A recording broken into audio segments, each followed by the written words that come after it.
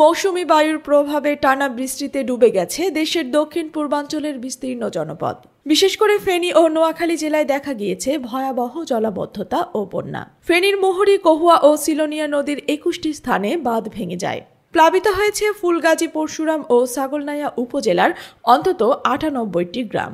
জলের তোড়ে নিমজ্জিত হয়েছে ঘরবাড়ি, দোকানপাট, রাস্তাঘাট। বন্ধ হয়েছে ফেনী পরশুরাম প্রধান সড়কের যান চলাচল। পানি উন্নয়ন বোর্ড জানিয়েছে, ভারত সীমান্তবর্তী বালুমাখা এলাকায় বাঁধ ভেঙে যায়, যার ফলে পাহাড়ি ঢলে পানি অনিয়ন্ত্রিতভাবে প্রবেশ করছে বাংলাদেশ অংশে। ফেনীর ফুলগাজী উপজেলায় সবচেয়ে বেশি ক্ষতিগ্রস্ত হয়েছে, সেখানে 67টি গ্রাম প্লাবিত হয়েছে।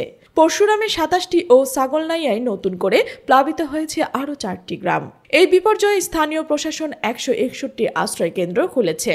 ফুলগাজীতে 99টি, পরশুরামে 32টি এবং ফেনী সদরে 22টি। ত্রাণ হিসেবে সরবরাহ করা হচ্ছে শুকনো খাবার এবং রান্না করা খিচুড়ি। তবে ক্ষতিগ্রস্ত মানুষেরা বলছেন, তারা ত্রাণ নয়, চাই স্থায়ী সমাধান। 2017 থেকে 2023 সাল পর্যন্ত এই এলাকায় 70টিরও বেশি বাঁধ ভেঙে গেছে। 2005 থেকে 11 সালের মধ্যে 5 কোটি টাকার একটি বাঁধ প্রকল্প হাতে নেওয়া হলেও তা সঠিকভাবে বাস্তবায়ন হয়নি। ফলে 9 বছরে মোট 173টি স্থানে বাঁধ ভাঙার ঘটনা ঘটেছে। প্রতি বছর বরাদ্দ আসলেও মানুষের দুর্ভোগের চিত্র বদলায়নি। বর্তমানে 7,340 কোটি টাকার একটি প্রকল্প গ্রহণ করা হয়েছে।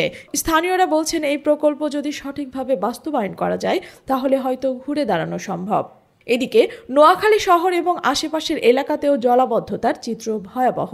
টানা বৃষ্টিতে শহরের প্রায় প্রতিটি প্রধান সড়ক ও গলিতে হাঁটু থেকে কোমর সমান পানি। জেলা প্রশাসক কার্যালয়, পুলিশ সুপারের অফিস, এমনকি হাসপাতাল এলাকাও জলমগ্ন। স্টেডিয়াম পাড়া, আল ফারুক একাডেমি, সাহেব বাজার সহ বহু এলাকার নিচতলা ঘরে পানি ঢুকে পড়েছে। সদর ছাড়াও কবিরহাট, কোম্পানিগঞ্জ এবং সুবর্ণচর উপজেলায়ও দেখা গিয়েছে জলাবদ্ধতা। 4টি উপজেলার একাধিক প্রতিষ্ঠানের পাঠদান বন্ধ হয়েছে। স্থগিত হয়েছে এইচএসসি পরীক্ষা। ক্ষতির মুখে পড়ছে কৃষিও। আউশ ধান তলিয়ে গেছে পানিতে।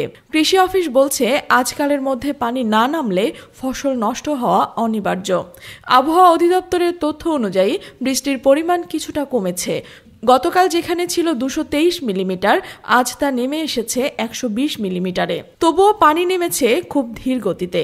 নদীর পানি বিপদসীমার নিচে থাকলেও ভারত থেকে প্রতিনিয়ত যেসব ভাঙন কবলিত বাঁধ রয়েছে সেগুলো দিয়েই পানি ঢুকছে লোকালয়ে। এভাবে ভারত থেকে নেমে আসা পানির স্রোতের ভার আমাদের আর কতদিন কাঁধে নিতে হবে? সাধারণ জনগণের দাবি অনেক তো হলো, আর কত? দুর্গত মানুষের আহ্বান একটাই, ত্রাণ নয়, দরকার স্থায়ী সমাধানের। প্রতি বছর যেন এই একই বেদনা, একই বন্যা আর একই বঞ্চনা ফিরে না আসে। সবাই এখন ভীষণ ক্লান্ত হয়ে পড়েছে।